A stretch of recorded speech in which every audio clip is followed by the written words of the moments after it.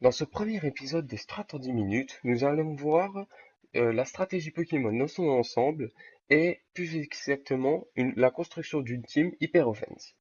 Donc tout d'abord, la stratégie Pokémon est organisée en deux catégories. La catégorie Smogon, donc une catégorie faite par des fans de Nintendo non reconnus mais s'occupant de la stratégie du 6 contre 6 globalement et le VGC, reconnu par Nintendo, mais s'occupant du 3 contre 3 solo et du format double. Sur ma chaîne, je vais globalement plutôt parler du Smogon, du format Smogon. Dans ce format, 6 contre 6 surtout, même si dans Smogon tout existe, c'est-à-dire même le 2 contre 2 et des formats plus auxiliaires existent, on a globalement un format de tiers. Donc, les tiers, ça va du Uber au Little Cup, comme vous le voyez. Et donc, on a l'Overused, qui est le tiers de référence, c'est-à-dire c'est le tiers qu'on va essayer, que Smogon essaye de le plus équilibrer. Et après, le reste des tiers, le but, c'est que les Pokémon restent jouables entre eux. Voilà. Donc, en gros, les tiers équilibrent les Pokémon. Mais euh, au pire, quand on est joueur, c'est pas ce qui est le plus important. Le plus important, c'est de choisir bien notre tiers et de savoir que on a le droit dans la pyramide de jouer tous les tiers qui sont en dessous de nous. Ça veut dire que le Uber, le ouais, Uber, comme vous voulez, il peut jouer tous les tiers en dessous de lui. L'Overuse, il peut jouer tous les tiers sauf le Uber qui est au-dessus de lui. Donc, c'est très important quand on construit notre team, même si on se réfère plutôt aux Pokémon déjà présents dans notre tiers pour construire notre team. Donc, une fois qu'on a choisi notre tiers, d'ailleurs, je vous conseille pour cette première team de choisir le Rarely Used. C'est en Rarely Used qu'on va construire la première team. Et donc, car c'est un tiers vraiment appréciable avec des Pokémon pas trop forts, mais qui frappent quand même. Donc, on a une impression de mettre des dégâts quand même, contrairement au Neveruse qui est vraiment un tiers où les Pokémon tapent très peu fort. Et du coup, il y a souvent des balanced, et les balanced, c'est plus compliqué à jouer. Donc, on va s'attaquer à l'Hyper Offense. Donc, je vais expliquer qu'est-ce qu'une team Hyper Offense. Une team Hyper Offense, c'est une team, comme son nom l'indique, très offensive. Donc, son but, c'est de taper très fort sur les Pokémon tout le temps, tout le temps, tout le temps, et au final de gagner. Voilà. Et le but d'une Hyper Offense, c'est vraiment de faire du 1 pour 2. Voilà. Si votre Pokémon il a tué deux Pokémon, vous êtes content, parce qu'à la fin, vous avez juste à faire 1 pour 1, et voilà, vous avez gagné. Voilà, c'est vraiment une approche très, on va dire, très linéaire du combat, et le but c'est vraiment d'être offensif. Mais dans toute construction de team, il faut penser à la synergie. Donc, dans la synergie, il y a les statistiques. Donc, les statistiques, ça veut dire qu'on veut des Pokémon, voilà, qui vont très vite et un peu de Pokémon lents et qui peuvent tenir des coups. Car on veut des checks aux Pokémon. Je vais m'expliquer. En gros, devant vous, vous avez un Pokémon de type plante. Vous avez un Pokémon de type eau. Vous allez donc switcher sur vos Pokémon de type feu pour résister à l'attaque de type plante. Néanmoins, il y a des Pokémon, les Pokémon tapent fort. Il y a des Pokémon qui tapent très fort. Et si vous avez un Pokémon qui tape très fort sur la plante, il peut quand même tuer votre Pokémon en deux coups s'il est plus rapide. Vous voyez? Il met une première attaque et il vous retue ensuite avec la même attaque. Et donc, votre switch a été inutile.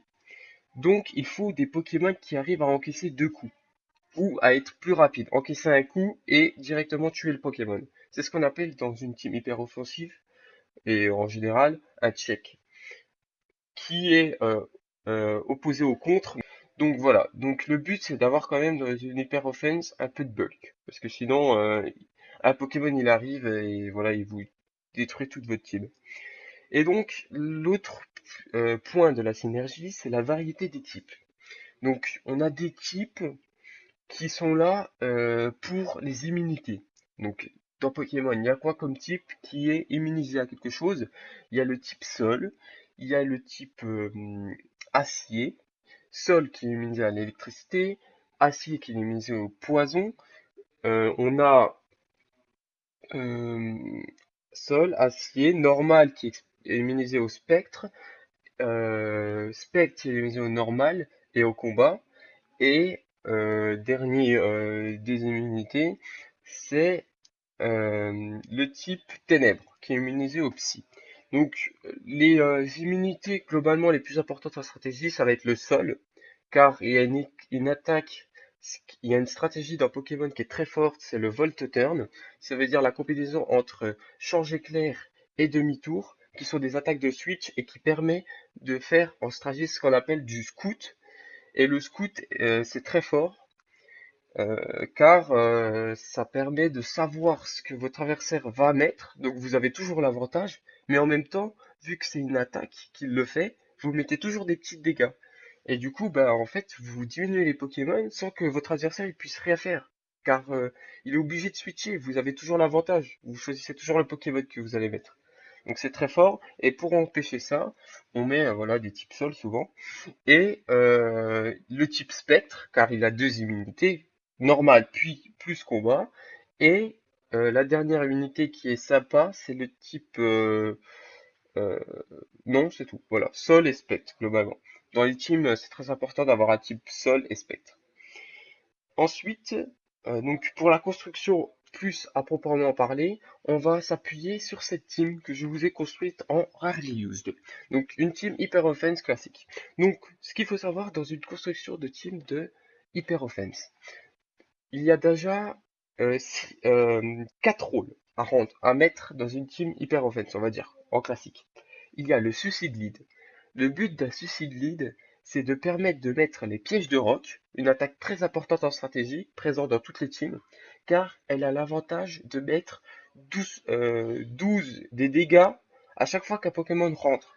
Et c'est énorme, car si on prend en compte que dans les combats Pokémon, le principal intérêt en stratégie, c'est le switch, ça veut dire le fait d'échanger ses Pokémon, on se rend vite compte que mettre des dégâts à chaque fois les Pokémon rentrent, c'est très intéressant.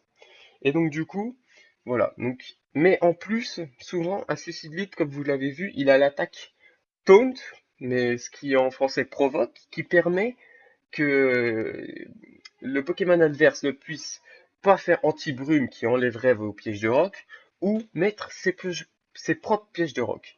Et pour être sûr que l'on mette les pièges de roc, on joue souvent la Sature Force, qui permet de tanker une attaque obligatoirement, car elle nous fait résister à un point de vie.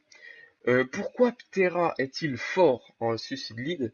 Car, comme vous l'avez vu, il a 130 de vitesse, ce qui est énorme dans Pokémon. Le maximum, on va dire, en overused en dessous, c'est à peu près 150. Bon, il y a Ninja, je crois, qui est un peu plus, mais c'est énorme. 130, c'est énorme. Vous allez dépasser tous les Pokémon. Donc, avec Ptera, vous êtes globalement sûr de poser vos pièges de roc, empêcher l'autre de mettre ses pièges de roc, et peut-être, bah souvent vous n'allez pas avoir le temps de taper, car le temps de provoquer plus mettre vos pièges de roc, vu que Terra, comme vous le voyez, il est très, par contre, faible défensivement, vous n'allez pas trop avoir le temps. Bon, voilà, donc ça c'est le premier, et je vais juste vous parler aussi des, oui, dans la synergie, il y a aussi la synergie d'attaque dans les Pokémon. C'est-à-dire que là, vous voyez que j'ai un combo roche-sol au niveau des types, et ce combo est très fort en stratégie, car le type sol est... Ah si, le type vol aussi. D'ailleurs, voilà, en immunité, il y a le type vol aussi. Vol et immunité sol qui est très importante, que j'avais oublié, que je cherchais tout à l'heure. Et donc du coup, le type vol est immunisé au sol. Donc du coup, une attaque roche est très importante et très sympathique pour passer les types vol, qui ce qui serait d'habitude euh, immunisé au sol, ou dans le cas inverse, le type sol est très intéressant pour le type roche car il permet de passer des types acier qui sont très présents en Pokémon défensif et qui empêcheraient bah, du coup de faire des dégâts. Voilà. Donc, le deuxième Pokémon que j'ai choisi, c'est Beware, qui est Chelours en français. Donc ça, c'est le deuxième rôle que j'ai besoin dans une team Hyper Offense. Globalement, on a besoin dans une team Hyper Offense, c'est le Wall Breaker. Donc le Wall Breaker, c'est des Pokémon qui font extrêmement mal directement. Là, mon Wall Breaker, il est un peu spécial parce que vous avez vu que j'ai une attaque, ça c'est une attaque de placement, c'est Danse Lame. Et donc ça, c'est pour un autre type de rôle, mais je vais l'expliquer juste après.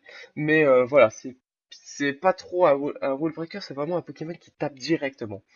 Comme je vais plus prendre le cas de Branette, et qui est donc une méga évolution. D'ailleurs, dans vos teams, si vous avez la possibilité dans les tiers, moi je vous conseille tout le temps de mettre une méga évolution et un Z-move. Car une méga évolution, c'est un Pokémon qui est souvent plus fort que la moyenne, et un Zen Move permet de surprendre l'adversaire sur les dégâts qu'il peut recevoir d'une attaque. Et donc du coup, vous voyez, le set de mon Branette, c'est vraiment un wall breaker car il a provoque. Provoque qui empêche le Pokémon adverse de se soigner. Donc vous pouvez taper avec des énormes stabs.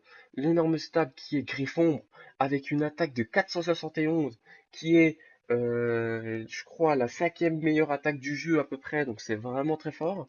On a Gungshot qui est une attaque à 120 de puissance qui peut gérer euh, son principal combo, c'est-à-dire dans le tiers, c'est Chestnut, mais bon, vu que vous c'est votre première team, vous le connaissez pas trop, mais c'est un Pokémon de type plante très résistant sur le physique, donc ça permet de le passer car poison est efficace contre type plante. Et donc voilà. Euh, et en dernière attaque, vous avez Prélèvement du Destin qui, en combinaison avec Provoque, est très intéressante parce que Provoque empêchera l'adversaire de vous attaquer directement, tandis que tandis que Prélèvement du Destin tuera l'adversaire s'il vous tue. Donc souvent, c'est pas mal en, dans les teams euh, hyper offense, car, comme je vous ai dit, on aime bien faire du un pour 2. Donc si je tue un Pokémon et après il me tue et je l'emporte avec moi, je suis content avec une team hyper offense. Revenons un peu à Beware, je voulais juste vous dire que les talents, bien sûr, euh, donc mon Beware, c'est très important, il faut lui mettre les bons talents au Pokémon. Et là, Beware, il a un talent très intéressant pour tanker les dégâts, c'est qu'il réduit par 2 les dégâts physiques. Par contre, il a une faiblesse feu. Donc voilà, faut pas que regarder la table des types. D'ailleurs, j'ai pas précisé dans la vidéo, mais bien sûr, pour commencer la stratégie Pokémon, la première chose, c'est d'apprendre la table des types. Bon, ça paraît évident. Et donc là, vous voyez, il faut pas uniquement prendre les faiblesses de normal combat qui sont combat, feu et fée, mais il faut aussi prendre en compte le talent qui rajoute le type feu en faiblesse. Bon voilà. Et le talent de Banette, c'est de Branette en français, c'est farceur. Farceur, ça permet, comme c'est écrit en anglais, de rendre les attaques de statut prioritaires. Mais les Pokémon de type Ténèbres depuis la 7e génération sont immunisés, donc il faut faire attention. Un Pokémon de type Ténèbres en face, vous ne pouvez pas faire Provoque. Prélèvement du destin, ça marchera, car euh, c'est sur le Pokémon, donc le Pokémon adverse ne rentre pas en compte. Mais bon, ça c'est des petites subtilités, vous apprendrez ça en combat. Ensuite, on a dans le troisième rôle le setupper. Donc le setupper, c'est quoi? Bah, c'est comme en anglais, setup, ça veut dire mettre en situation quelque chose, et on se met en situation de sweep la team. Ça veut dire sweeper, ça veut dire balayer, ça veut dire ouais, un peu défoncer familièrement, ça veut dire raser, vraiment tuer tous les Pokémon adverses en quelques tours. Et donc pour ça, on a le meilleur pour moi setupper du Rayleigh, c'est-à-dire Alligator, avec Danse Draco, qui augmente son attaque et sa vitesse, avec Liquidation, qui avec son talent Sheer Force, et la Life Orb, qui avec Sheer Force ne prend pas les dégâts, car la Life Orb augmente les dégâts, mais baisse les points de vie du Pokémon. Au pire, les objets, je vous expliquerai mieux ça dans une autre vidéo, les objets vraiment utiles en stratégie, mais on n'a pas le temps de faire tout dans une même vidéo très rapidement et de façon très concise. Donc, ensuite, on a Point Glace. toutes ces attaques sont boostées par le talent d'Alligatueur, qui est un talent qui enlève les effets spéciaux des attaques, les effets secondaires, mais augmente de 30% la puissance de chaque attaque. Ça veut dire que là, on a plus les chances de freeze, mais on augmente de 30% l'attaque, c'est-à-dire qu'on a une attaque à peu près de 100, voilà, de puissance. Donc c'est vraiment très intéressant car les effets de secondaires, c'est du hasard et on n'aime pas le hasard en stratégie. On préfère des choses qui, voilà, on préfère de la puissance brute et c'est ce que apporte ce talent. Donc c'est très bien. Et donc on a le meilleur Pokémon de Rarely Use en plus. Donc c'est Malamandre qui est aussi un setupper, mais un setupper plus wall breaker. Ça veut dire qu'il se base plus sur mettre des gros coups, mais qui augmente pas sa vitesse. Ça veut dire que en gros, la différence entre Alligatueur et Malamandre, c'est que Malamandre, vous allez jouer plutôt en milieu de partie pour faire un gros trou dans l'équipe, et Alligatueur à la fin pour, comme je vous ai dit, sweep la team. Et en dernier Pokémon, dans une, euh, dans une hyper offense, on met souvent un priority user. Ça veut dire un Pokémon qui utilise une priorité très forte. Et là, j'ai pris Zygarde 10%. Donc Zygarde 10%, il a la meilleure priorité du jeu, c'est-à-dire vitesse extrême, qui tape, qui a une priorité de plus 2. Ça veut dire que même si le Pokémon adverse, il a un move de priorité comme vous, en gros, vous allez attaquer avant lui. Sauf s'il a lui aussi vitesse extrême, mais voilà. Donc c'est vraiment une attaque très forte en priorité. Et derrière, on a son coverage Dragon Sol qui est aussi bon, car le dragon est résisté par l'acier et immunisé et le fait est immunisé, mais bon tant pis, c'est pas grave. Voilà, il sera pour les types faits, on a que de fer, si vous anticipez bien. Pour les dégâts, pour augmenter les dégâts, car notre but avec ce Pokémon, c'est de sweeper aussi en fin de partie, c'est le Choice Band. Donc en gros, la principale utilité de ce set, c'est avec vitesse extrême de finir toute la team une fois qu'elle est très affaiblie par vos Pokémon d'un. Donc écoutez, j'espère que vous avez bien compris cette team, comment elle est jouée, comment elle est jouée, comment elle marche.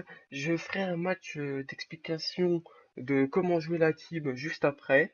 En attendant, vous pouvez tester la team, je vais la mettre en commentaire de cette vidéo.